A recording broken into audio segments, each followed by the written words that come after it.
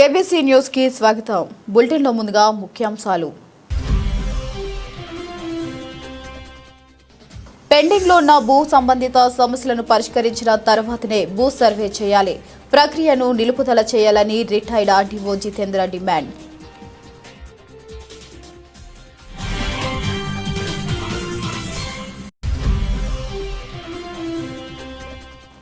దేవాలయాలపై దాడులు, అసాంఘిక కార్యక్రమాలు చేసే వాళ్లను కఠినంగా శిక్షించండి.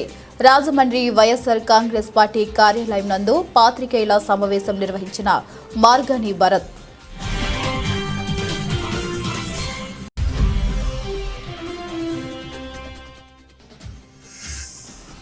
సమస్యల సత్వర పరిష్కారానికి చర్యలు. కమిషనర్ రాహుల్ మీనా. పీజీఆర్ఎస్ ద్వారా 27 అర్జీలు స్వీకరణ.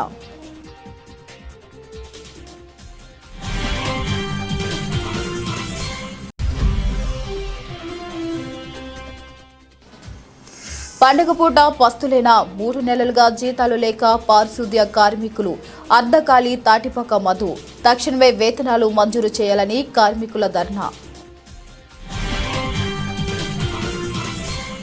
రాష్ట్రంలో పెండింగ్లో ఉన్న భూ సంబంధిత సమస్యలను పరిష్కరించిన తర్వాతనే భూ సర్వే చేయాలని, ఇప్పుడు ప్రభుత్వం చేపట్టిన ఈ ప్రక్రియను నిలుపుదల చేయాలని రిటైర్డ్ ఆర్జీఓ జితేందర్ డిమాండ్ చేశారు.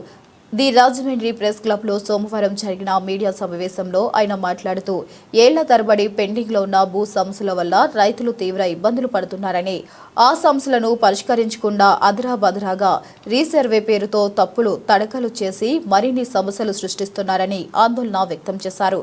చుక్కల భూములు, దేవాదాయ శాఖ ఇనాం ఫ్రీ హోల్డ్ 22A పేరుతో చాలా భూమి సమస్యలు అపరిష్కృతంగా ఉన్నాయన్నారు. 33 సంవత్సరాల పాటు రెవెన్యూ శాఖలో పనిచేసిన తాను మీకోసం మీ సలహాల పేరుతో ఒక యాప్ను నిర్వహిస్తున్నామని, దానివల్ల వచ్చిన సమస్యలపై హైకోర్టు లోకాయుక్తను ఆశ్రయించి పరిష్కరించేందుకు సహకరిస్తున్నట్లు వెల్లడించారు. నమస్కారం. నేను మొట్టమొదటిసారిగా ఈ ప్రెస్ కాన్ఫరెన్స్ అనేది హోల్డ్ చేస్తున్నాను. మీకు ఏదైనా నేను మాట్లాడిన తర్వాత సరే, నేను కొన్ని విషయాల గురించి నేను మాట్లాడిన తర్వాత ఏదైనా మీకు సందేహాలు ఉంటే అడగొచ్చు. అది నేను ఎవరిని ప్రభుత్వాన్ని విమర్శించడానికో లేకపోతే రాజకీయ పార్టీని విమర్శించడానికో ఈ మీటింగ్ పెట్టలేదు. ముఖ్యంగా నాకు 33 ఏళ్ల రెవెన్యూ సర్వీస్లో ఉన్న అనుభవంతో రైతు సమస్యల్ని చాలా దగ్గరగా చూసిన వ్యక్తిగా, పరిష్కరించిన వ్యక్తిగా, మరి ప్రస్తుతం ఈ రైతాంగం ఎదుర్కొన్న సమస్యల గురించి నేను మీ దృష్టికి కొన్ని తీసుకొద్దామని ఉద్దేశంతో ఈ సమావేశాన్ని ఏర్పాటు చేయడం జరిగింది. అందరికీ కూడా నమస్కారం. గత కొన్ని నెలలుగా మీరు ఈనాడు, ఆంధ్రజ్యోతి పత్రికల్లో ఈ రెవెన్యూ సమస్యల మీద చాలా పుంకాలుగా వస్తున్నాయి. గతంలోనే వారు చాలా, నిజం చెప్పాలంటే, ఒక ప్రతిపక్షం నిర్వహించాల్సిన పాత్రను వాళ్ళు రెండూ చేశారు. ఎందుకంటే ఇది వాళ్ళకి నేనేదో ఫేవర్గా మాట్లాడుతున్నాను కాదు. ఈనాడు, ఆంధ్రజ్యోతి వల్లే ఈ ప్రభుత్వంలో కదలికి వచ్చింది, ప్రత్యేకంగా రెవెన్యూ సమస్యల మీద. మిగిలిన సమస్యల గురించి నేను మాట్లాడను, కానీ ఈ సమస్యల మీద. అందుచేత గత 5-6 రోజులుగా, వారం రోజులుగా విపరీతంగా ప్రభుత్వం స్పందించి దాని మీద అనేక ఆదేశాలు ఇచ్చింది. ఆదేశాలు ఇచ్చినా ఏం జరుగుతుందంటే, దేవుడు వరం ఇచ్చిన పూజారి వరం ఇవ్వడన్న సామెతగా అవి ఇక్కడ ఇంప్లిమెంట్ కావట్లేదు. ఎన్నిసార్లు అనుకున్నా పేపర్లో వస్తుంది, 2 రోజుల తర్వాత చంద్రబాబు నాయుడు గారు, ముఖ్యమంత్రి గారు వెంటనే ఒక మీటింగ్ పెడతారు. మళ్ళీ 2వ రోజున 3వ రోజున మేము ఈ చర్యలు తీసుకుంటున్నాం, 2 నెలల్లో పరిష్కరిస్తాం, 3 నెలల్లో పరిష్కరిస్తాం అని చెప్తూ దాదాపు చాలా రోజులుగా అలా గడుపుతున్నారు. కానీ రైతాంగం చాలా ఇబ్బందులు పడుతున్నారు. ముఖ్యంగా ఈ రీసర్వే విషయం గురించి ఒకటి నేను ప్రస్తావించదలుచుకున్నాను. ఈ రీసర్వే అనేది గతంలో వైఎస్ఆర్సీపీ ప్రభుత్వంలో మొదలుపెట్టారు. అప్పట్లోనే నేను రీసర్వే అనవసరం లేదని కూడా అప్పుడున్న ఒక రైతు సంఘ నాయకుడి ద్వారా అప్పుడున్న అజయ్ కల్లాం గారికి కూడా మేము పంపించడం జరిగింది. ఆయన పట్టించుకోలేదు. ఈ రీసర్వే వల్ల జరిగిన నష్టం ఏంటంటే, అధికారులు తప్పుదోవ పట్టించి చాలా మేలు జరుగుతుందండి, అది జరుగుతుంది, ఇది జరుగుతుంది అని చెప్పి హడావుడిగా సర్వే చేయించారు. హడావుడిగా సర్వే చేయించడం వల్ల కొన్ని వేల తప్పులు, 6580 గ్రామాలు, దాదాపు 6700-800 గ్రామాలకు ఇప్పుడు రీసర్వే అయితే 7-8 లక్షల పిటిషన్లు తేడా వచ్చినాయి. అంత రైతులు ఎంత ఇబ్బంది పడుతున్నారంటే అది చెప్పలేం. అంటే మీకు ఒక్క ఉదాహరణ ఏదో నేను గొప్పగా చెప్తున్నాను అనుకోకుండా, 2024 జూలై 4న నేను ఆంధ్రజ్యోతిలో రాస్తే మొట్టమొదటి వ్యాసం పడింది. ఏమని? రీసర్వే ఆపండి అని. అదే సమస్య ఇప్పుడు రాసిన సమస్యలన్నీ కూడా అందులోనే వస్తున్నాయి. ఎందుకంటే రీసర్వే ఎలా జరిగిందంటే రైతుల సమక్షంలో జరగలేదు. ఏదో మిషన్లు పట్టుకుని వెళ్ళి నెల రోజుల్లో చేయాల్సిన పని 4 రోజుల్లో చేసేసారు. పైన అధికారులు ఒత్తిడి, టార్గెట్ ఈ నెలలో నువ్వు ఇన్ని గ్రామాలు చేయాలి అంతే. అంతేగాని రైతులకు మేలు చేసేది ఇది చాలా జాగ్రత్తగా చేయాలన్న ఆలోచన లేదు. 100 ఏళ్ళకి సరిపడ తర్వాత మేము సర్వే చేస్తున్నాం అని చెప్పి 100 సంవత్సరాలకు సరిపడగా సమస్యలు సృష్టించారు. అదే రైతాంగం అంతా కూడా చాలా గగ్గోలు పెడుతున్నారు. అందుగురించే దాని పేపర్లో వస్తున్నాయి. ఈ సందర్భంగా నేను గవర్నమెంట్కి విజ్ఞప్తి చేసేది ఏంటంటే ఇప్పుడు కూడా ప్రజెంట్ ఇప్పుడున్న అధికారులు కూడా, గతంలో వాళ్ళే అధికారులు, ఇప్పుడున్న అధికారులు కూడా ఒక విధంగా చెప్పాలంటే ది కింగ్స్ న్యూ క్లోత్స్, అంటే మనం చిన్నప్పుడు చదువుకున్నాం రాజుగారి దేవతా వస్త్రాల పాఠాలలాగా. ఆ దేవతా వస్త్రాలు కట్టి ప్రభుత్వానికి కూడా నడుపుతున్నారు వాళ్ళు ఆఫీసర్లు. సపోజ్ ఒక సంవత్సరం పట్టాల్సిన సర్వేని సంవత్సరం ఎందుకు సార్, 3 నెలలు చేయగలం. ఎందుకంటే మన దగ్గర టెక్నాలజీ ఉంది, చేయగలం అని గొప్పలు చెప్పి కింద సిబ్బందిని ఒత్తిడి చేసి తొందరగా చేయించడం, మళ్ళీ అంటే తప్పులు చేయడం, మళ్ళీ దాన్ని సవరించడానికి టైం తీసుకోవడం, అంటే వలకపోసి ఎత్తుకోవడం లాంటి కార్యక్రమం. అందుకని నేను ఈ ప్రభుత్వాన్ని ఏం చేస్తున్నానంటే డిమాండ్ చేస్తున్నాం. ఒక రకంగా వామపక్షాలు కానీ లేకపోతే మిగిలిన రైతు సంఘాల నాయకులు కూడా దీని మీద ఆలోచించి ఈ రీసర్వేని ప్రస్తుతం తక్షణం ఆపాల. రీసర్వేని ఆపి మిగిలిన సమస్యల మీద పరిష్కారం చూపించి ఒక 3-4 నెలలు 5 నెలల్లో ఆ సమస్యలన్నీ పరిష్కారం అయిన తర్వాత అప్పుడు రీసర్వే మళ్ళీ మొదలు పెట్టచ్చు. ఆ రీసర్వే మొదలు పెట్టేటప్పుడు గతంలో జరిగిన 6,800 గ్రామాల్లో రీసర్వేలు ఏం తప్పులు జరిగినాయి, ఎందుకు జరిగినాయి అనేది పునఃసమీక్షించుకోవాలి. అందుకు మళ్ళీ ఆఫీసర్లను అడిగితే కాదు, పైన ఉన్న ఆఫీసర్లన్నీ కూడా తప్పుడు సమాచారం ఇస్తారు గొప్ప కోసం. అలా కాకుండా కిందనున్న జిల్లా స్థాయి తహసీల్దార్ని పిలిపించి ఎక్కడ తప్పులు జరిగినాయి, ఏం చేస్తే ఇంకా సక్రమంగా చేయగలుగుతాం, ఎంత టైం పడుతుంది వాస్తవంగా ఈ పనులు చేయడానికి అనేది కూడా ఆలోచించే విధంగా అలా చేస్తే అప్పుడు రీసర్వే అనేది సక్సెస్ అవుతుంది. సెంట్రల్ గవర్నమెంట్ ఏదో ఫండ్స్ ఇస్తున్నాయి కాబట్టి మనం చేయాలని అనుకుంటే ఎవరైనా మనకి బాగున్న ఇల్లుని పడగొట్టేసేస్తాం, ఎవరైనా డబ్బులు ఇస్తారో మీరు ఇల్లు కట్టుకోండి అంటే ఆ ఇల్లు అవ్వదు, ఇంకా నీడ లేకుండా అయిపోతాడు. అలా పరిస్థితిని తీసుకొచ్చింది గవర్నమెంట్, ప్రజెంట్ కావచ్చు ఎవరైనా అధికారులు. అంచేత రీసర్వే అనేది ప్రస్తుతానికైతే ఆపమని నేను కోరుతున్నాను. తర్వాత ఈ సమస్యలన్నీ కూడా తీరిన తర్వాత చెప్పొచ్చాను. మొదటగా మ్యూటేషన్లు అనేవండి, అంటే మీకు అవగాహనలు అంటే ఏం లేదండి. ఒక భూమి ఉందండి, తాతల నాటి భూమి ఉంది. ఆ తాతల నాటి భూమి ఉంటే ఆయన మనవలకో కొడుకులకో ఎవరికో సంక్రమించింది. వాళ్ళ పేర్లని మీద వాటిని అడంగల్లో నమోదు చేయడాన్ని మ్యూటేషన్ అంటారు. రాజమండ్రి వైఎస్ఆర్ కాంగ్రెస్ పార్టీ కార్యాలయం నందు పాత్రికేయుల సమావేశం నిర్వహించిన మార్గని భరత్, హిందువులకు దేవాలయాలు ఎంతో పవిత్రమైనవి. కొన్ని వేల సంవత్సరాల క్రితం నిర్మించబడిన ఈ దేవాలయాలకు ఎంతో ప్రాముఖ్యత ఉంటుంది. వీటిని పరిరక్షించే బాధ్యత ప్రభుత్వంపైనే ఉంటుంది. కలియుగ క్షేత్రమైన తిరుపతిలో గోవిందరాజుల స్వామివారి గుడి గోపురం పైనకి ఎక్కి ఒక ఉన్మాది చేసిన రాదంతం మనం ఎంతో గౌరవంతో భక్తితో దేవాలయంలోకి చెప్పులు లేకుండా ప్రవేశిస్తాం. అలాంటిది ఉన్మాది తన పాదాల కింద పవిత్ర దేవాలయాన్ని తొక్కుతూ చేసిన ఘాతకం క్షమించరాని నేరం. అలాగే దక్షిణ కాశీగా పిలువబడే ద్రాక్షారామ ఆలయంలో శివలింగం ధ్వంసం చేసిన వ్యక్తి సాక్షాత్తు తెలుగుదేశం పార్టీ క్రియాశీలక సభ్యుని సొంత తమ్ముడు. ఇలా చెప్పుకుంటూ పోతే కృష్ణ పుష్కరాల్లో 44 దేవాలయాలు ధ్వంసం, గోదావరి పుష్కరాలలో 28 మంది తొక్కిస్లాట్లో దుర్మరణం, రాజమండ్రి సిటీలోనూ సుబ్రహ్మణ్యం స్వామివారి విగ్రహం చేతులు విరగ్గొట్టడం, ఇలా కోకొల్లలు కూటమి ప్రభుత్వం ఏం చేస్తుంది? ఇన్ని అసాంఘిక కార్యక్రమాలు జరుగుతుంటే ఉప ముఖ్యమంత్రి సనాతిని అనుకునే పవన్ కళ్యాణ్ నోరు మెదపరు. కూటమి భాగస్వాములు అయిన బీజేపీ ప్రభుత్వం, విశ్వ హిందూ పరిషత్, బజరంగ్ దళ్, ఆర్ఎస్ఎస్ నోరు మెదపరు. ఇంకా ఎవరు కాపాడతారు హిందూ ధర్మాన్ని? వాతావరణ కాలుష్యం, మనం ప్రతిరోజు ఢిల్లీలో వాతావరణ కాలుష్యం ఎక్కువ, అక్కడ చాలా దారుణమైన పరిస్థితులు నెలకొన్నాయి అని మాట్లాడుకుంటూ ఉంటాం. మన రాజమండ్రి నగరానికి వచ్చేసరికి ఎంతమందికి తెలుసు ప్రస్తుతం మన రాజమండ్రిలో వాతావరణ కాలుష్యం ఎంత తీవ్రంగా ఉందో మీకు తెలియడం లేదు. అత్యంత ప్రమాదకరంగా మారే పరిస్థితిలో మన నగరం ఉంది. 2021లో దేశ కాలుష్యం లేని నగరాలలో మన రాజమండ్రి సిటీ 6వ స్థానంలో ఉంది. మిత్రులందరికీ కూడా నమస్కారం అండి. ముందుగా ప్రధానమైన అంశాలు చూస్తే ఇవాళ హిందువుల పట్ల ఎంత అగౌరవంగా ఈ కూటమి ప్రభుత్వము వ్యవహరిస్తున్న తీరు, అటు పక్కన శైవ క్షేత్రాలు, ఇటు పక్కన వైష్ణవ క్షేత్రాలను కూడా ఎన్ని అపచారాలు జరుగుతూ ఉన్నాయో ఒక్కసారి ఈ గడిచిన 3-4 రోజులే, నేను ఎక్కువ కూడా చెప్పట్లా, 3-4 రోజుల నుంచి ఏ స్థాయిలో జరుగుతూ ఉన్నాయని అంటే ఎంత హేయమైన చర్యలని అంటే నిజంగా చాలా బాధ అనిపిస్తూ ఉంది. ఇవాళ వైకుంఠ ఏకాదశి రోజున తిరుమల తిరుపతి దేవస్థానము తిరుపతిలో గోవిందరాజుల యొక్క దేవాలయం పైన ఒక ఉన్మాది పైకెక్కి కూర్చుంటాడండి. గోపురం పైకెక్కి మందు తాగి 24 గంటల పాటు ఆంధ్రప్రదేశ్ రాష్ట్రంలో మందు సరఫరా జరుగుతూ ఉంది. ఎంత దారుణమేనండి! ఇంత దారుణంగా మందు సరఫరా జరుగుతూ ఆ ఉన్మాది పైకెక్కి అక్కడ దేవతామూర్తుల్ని కాలుతో తన్నుతూ నాకు 90 ml మందు ఇస్తే కానీ నేను కిందకు దిగను అని పోలీసులతో బేరసారాలు చేస్తూ ఉన్నాడు. ఎంత అన్యాయం అండి ఇది!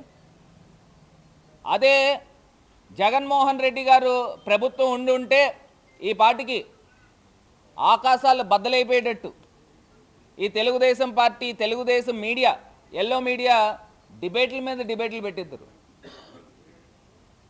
ఇవాళ ఏమైపోయారు వీళ్ళంతా? నేను అడుగుతా ఉన్నా, సూటిగా ప్రశ్నిస్తూ ఉన్నా, ఎందుకు ఈ ప్రభుత్వము తీసుకున్న చర్యలు ఏంటి అని అడుగుతా ఉన్నా. మళ్ళీ కిందకు దిగిన తర్వాత అతను తీసుకెళ్తా ఉన్నారు. నేను ఇవాళ ఇదే అడుగుతా ఉన్నా, తిరుమల కొండపైన మద్యము మాంసాలతో పట్టుబడిన సందర్భాలు, అసలు ఎన్ని ఘోరాతి ఘోరమైన అపచారాలు జరుగుతూ ఉన్నాయని అంటే అసలు ఇప్పుడు చెకింగుల్లో మద్యం బాటిల్ దొరుకుతూ ఉన్నాయి, మాంసాలు దొరుకుతూ ఉన్నాయి తిరుమల కొండపైన. మరి వీళ్ళు మాట్లాడుతూ ఉన్నారు. ఇది కాకుండా వైకుంఠ ఏకాదశి రోజు నుండి మొట్టమొదటిసారి నాకు తెలిసి టీటీడీ చరిత్రలో ఎవరో కూడా దర్శనాలకు రావద్దు, భక్తులు ఎవరో రావద్దు అని చెప్తా ఉన్నారు. నేను ఎప్పుడు వినలా. ఎవరైనా దర్శనాలకు రమ్మని చెప్తారు, వీళ్ళేంటో రద్దీ ఎక్కువ ఉంది అందు గురించి ఎవరు రావద్దని చెప్పి స్టేట్మెంట్లు ఇస్తున్నారు. గోవిందమాల వేసుకున్న వాళ్ళు భక్తులకి అవమానం జరుగుతూ ఉంది, వాళ్ళని వెళ్ళగొడతా ఉన్నారు. ఇప్పుడు మాల ఎందుకు వేసుకుంటారండి? భక్తి శ్రద్ధలతో మాల వేసుకున్న వాళ్ళకి దర్శనాలు చేయించకపోతే ఈ ప్రభుత్వం ఎందుకు అని అడుగుతా ఉన్నా. సామాన్యమైన భక్తులకి దర్శనాలు చేయించరు, విఐపీలకు మట్టుకి క్యూ లైన్లు లేకోకుండా డైరెక్ట్గా తీసుకెళ్లే సందర్భాలు. ఎంత ఘోరాతి ఘోరమైన అపచారాలు చేస్తున్నారు అని అంటే ఈ ప్రభుత్వము. రండి కూర్చేయండి. అంత ఘోరాతి ఘోరమైన అపచారాలు చేస్తున్నారంటే ఈ ప్రభుత్వము నిజంగా బుద్ధి రావాలి, ప్రజలు కూడా గమనించాలి. ఇది కాకుండా ద్రాక్షారామంలో ఎంత తీవ్రమైన అపచారం జరిగిందండి. శైవ క్షేత్రము, అష్టాదశ పీఠాల్లో ఒక పీఠము, అదేవిధంగా పంచారామాల్లో ఒక క్షేత్రము, భీమేశ్వర స్వామి, మాణిక్యాంబ దేవి, అక్కడ కపాలేశ్వరుడి యొక్క లింగాన్ని సాక్షాత్తు తెలుగుదేశం పార్టీ క్రియాశీలకమైన నాయకుడు ఒక తమ్ముడు దాన్ని ధ్వంసం చేసిన సందర్భం. నేను అడుగుతా ఉన్నా, ఇలా సూటిగా ప్రశ్నిస్తూ ఉన్నా, వీళ్ళకి ఏమన్నా కనీసము జ్ఞానం ఉందా అని అడుగుతా ఉన్నా. కపాలేశ్వరుడు లింగం అని అంటే దానికి 1000 సంవత్సరాల చరిత్ర. అది సాక్షాత్తు దేవతలు వచ్చి ఆ యొక్క లింగాన్ని ప్రతిష్ఠించారని ఒక నానుడు ఉంది. ద్రాక్షారామం అంటే దక్షయజ్ఞం, సతీదేవి అక్కడ అగ్నికి ఆహుతయిందనేది ఒక చరిత్ర ఉంది. అంత పవిత్రమైన క్షేత్రంలో అంత పవిత్రమైన క్షేత్రంలో కపాలేశ్వరుడి యొక్క లింగాన్ని ముక్కలు ముక్కలు చేసిన సందర్భం. అసలు ఎంత అన్యాయం అండి ఇది. ముక్కలు చేసేసి ఈ తెలుగుదేశం పార్టీ నాయకుడు ఒక్కసారి పెట్టమ్మా, ఆ ఫోటో చూడు. ఇదిగోండి, ఈ వ్యక్తి తెలుగుదేశం పార్టీ నాయకుడు. కిందని ఫోటో పెట్టమ్మా. చంద్రబాబు నాయుడు గారితో ఉన్న ఫోటో చూడండి. ఇప్పుడు ఆ చంద్రబాబు నాయుడు గారు భుజం మీద చేయేశాడు కదండి, ఆ వ్యక్తి పేరు శీలం వీరభద్రరావు, వాళ్ళ అన్నయ్య అనమాట, వాళ్ళ తమ్ముడు. విగ్రహాన్ని బద్దలు కొట్టినవాడు సాక్షాత్తు ఆ శీలం వీరభద్రరావు అన్న అతను తమ్ముడు, సొంత తమ్ముడు. దీనికి ఇంకేమన్నా ఉంటుందండి? ఇప్పుడు ఆ లింగాన్ని అండి ఎంత ఘోరం అంటే నేను ఇంకా మాటల్లో కూడా చెప్పలేను. ఇప్పుడు ఆ లింగాన్ని ధ్వంసం చేశారు. ఇదిగోండి, ఇది లింగం. ఈ లింగాన్ని ధ్వంసం చేశారు. ప్రజలు అందజేసే ప్రతి అర్జీని పరిశీలించి సత్వర పరిష్కారానికి చర్యలు చేపట్టాలని కమిషనర్ రాహుల్ మీనా అధికారులకు సూచించారు. నగరపాలిక సంస్థ కార్యాలయంలో ప్రజా సమస్యల పరిష్కారం వేదికను సోమవారం నిర్వహించగా మొత్తం 27 అర్జీలు వచ్చాయి. వీటిలో ఇన్ఛార్జింగ్కి సంబంధించి 10, రెవెన్యూకి సంబంధించి 2, టౌన్ ప్లానింగ్కి సంబంధించి 7, పబ్లిక్ హెల్త్కి సంబంధించి 4, వార్డ్ సచివాలయాలకు సంబంధించి 2, ఇరిగేషన్ శాఖకు సంబంధించి 1, పంచాయతీరాజ్ శాఖకు సంబంధించి 1 ఉన్నాయి. అర్జీదారుల సంతృప్తి లక్ష్యంగా నిర్దేశించిన గడువులోగా సమస్యలను పరిష్కరించాలని ఈ సందర్భంగా కమిషనర్ సూచించారు. ప్రజలు ఇచ్చే అర్జీల విషయంలో పూర్తి స్పష్టతతో వ్యవహరించాలన్నారు. అర్జీకి సంతృప్తికర పరిష్కారం చూపినప్పుడే ఆన్లైన్ పోర్టల్లోని సిటిజన్ బెనిఫిటెడ్ ఆప్షన్లో నమోదు చేయాలన్నారు. సమస్య పరిష్కార అంశం ప్రభుత్వ పరిధిలో ఉంటే citizen aid to be benefited చూపాలన్నారు. తమ సమస్యల పరిష్కారానికి ఒక్కసారి నగరపాలక సంస్థ కార్యాలయానికి వచ్చేవారు మరోమారు అదే సంస్థతో తిరిగి రాకూడదన్నారు. 24 గంటలలో గడువు ముగిసే పిటిషన్లు బియాండ్ SLAలోకి వెళ్లకుండా ముందుగానే పరిష్కరించాలన్నారు. అలాగే 1100 టోల్ ఫ్రీ నెంబర్కు ఫోన్ చేసి అర్జీల స్థితిగతులను ప్రజలు తెలుసుకోవచ్చన్నారు. ఈ కార్యక్రమంలో అదనపు commissioner P V Ramalingeshwar, deputy commissioner S Venkataramana, secretary G Shailajavalli, city planner GVSN Murthy, SE Rita, MHO Vinutna, revenue అధికారి CH శ్రీనివాసరావు, అన్ని విభాగాల HODలు అధికారులు పాల్గొన్నారు.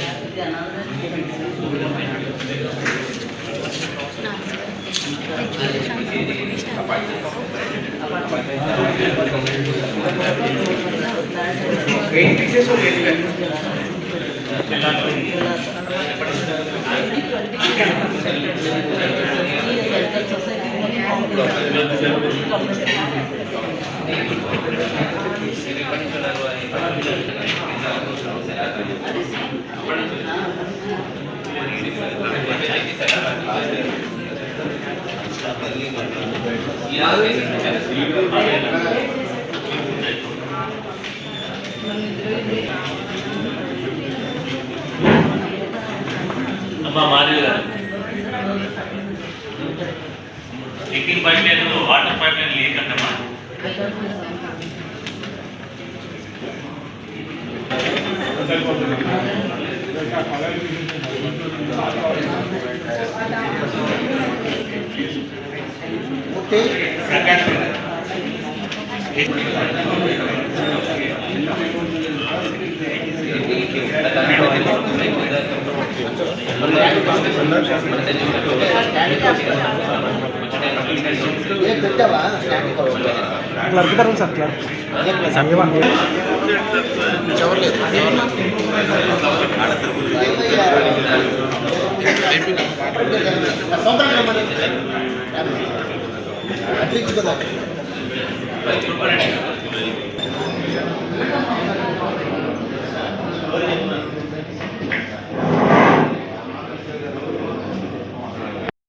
AP municipal workers union AITUC అనుబంధ సంఘం రాజమండ్రి కమిటీ ఆధ్వర్యంలో పెండింగ్లో ఉన్న జీతాలను వెంటనే విడుదల చేయాలని కోరుతూ రాజమండ్రి మున్సిపల్ కార్పొరేషన్ కార్యాలయం వద్ద మంగళవారం నిరసన చేపట్టారు.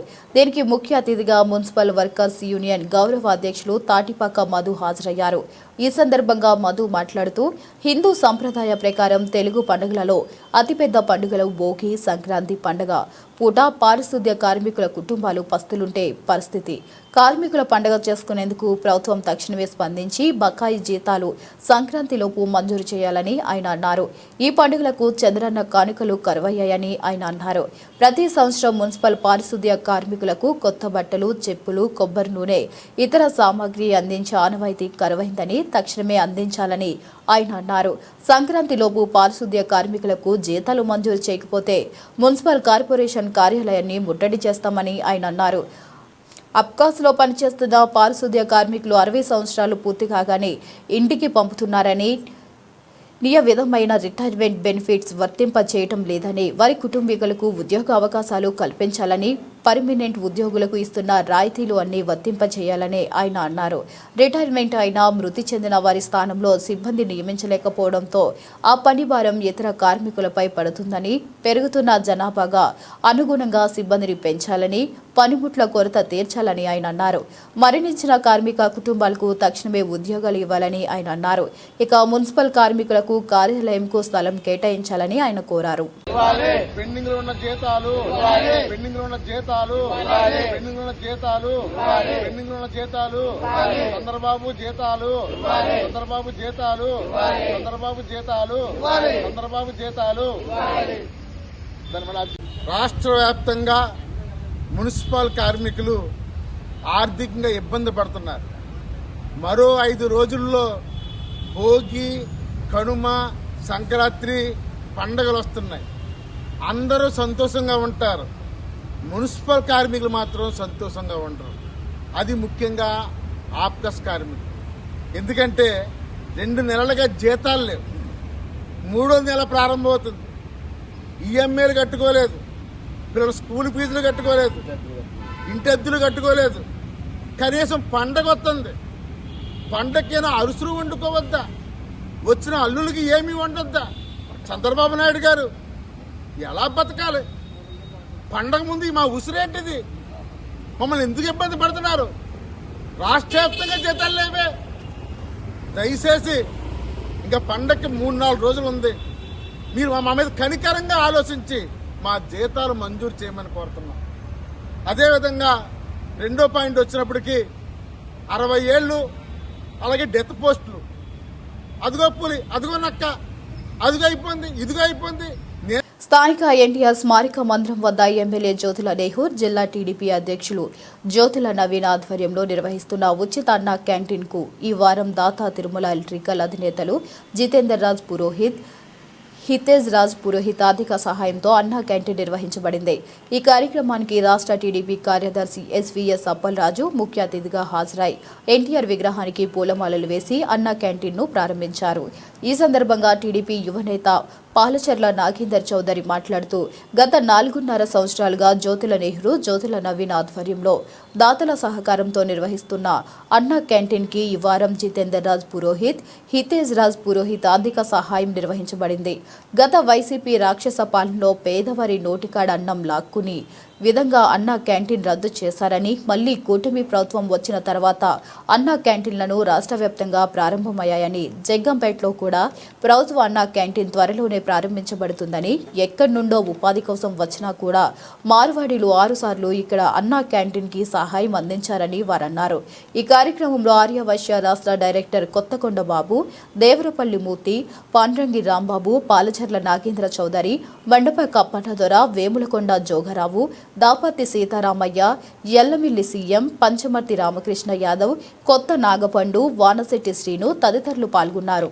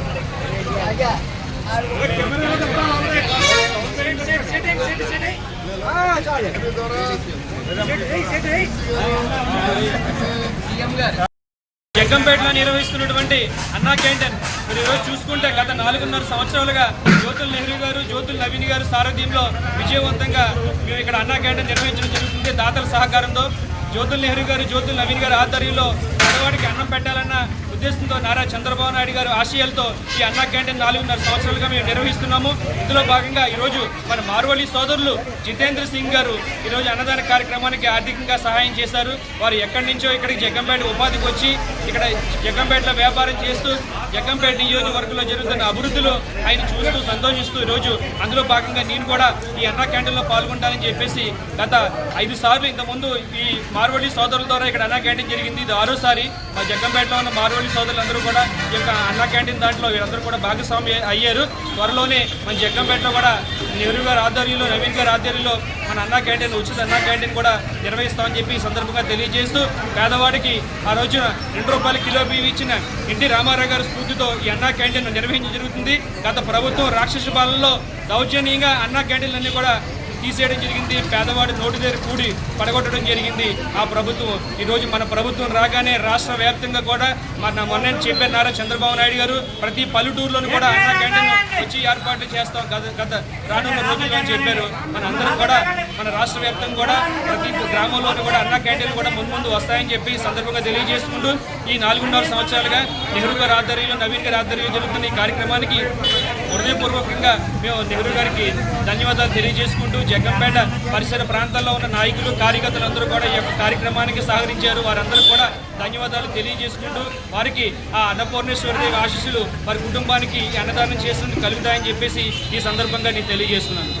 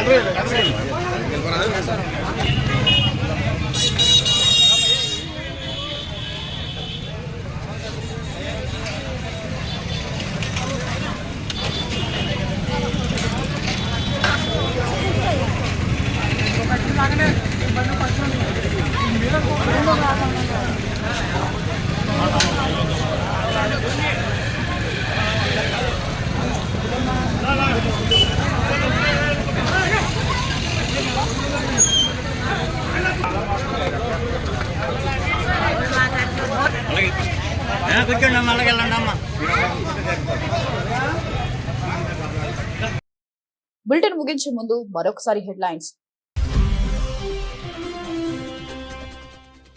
పెండింగ్ లో ఉన్న భూ సంబంధిత సమస్యలను పరిష్కరించిన తర్వాతనే భూ సర్వే చేయాలి. ప్రక్రియను నిలుపుదల చేయాలని retired RDO Jitendra demand.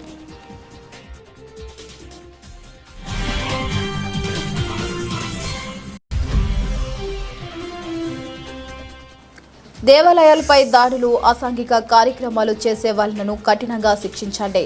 Rajahmundry YSR Congress party కార్యాలయం నందు పాత్రికేయుల సమావేశం నిర్వహించిన మార్గాని భరత్.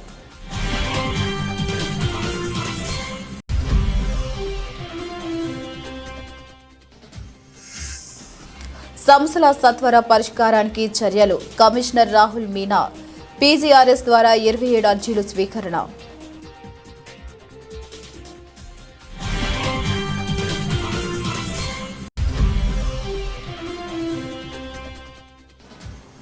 పండుగ పూట పస్తులేన 3 నెలలుగా జీతాలు లేక పారిశుద్ధ్య కార్మికులు అర్ధకాలి తాటిపక్క మధు. తక్షణమే వేతనాలు మంజూరు చేయాలని కార్మికుల ధర్నా. For more updates, keep watching.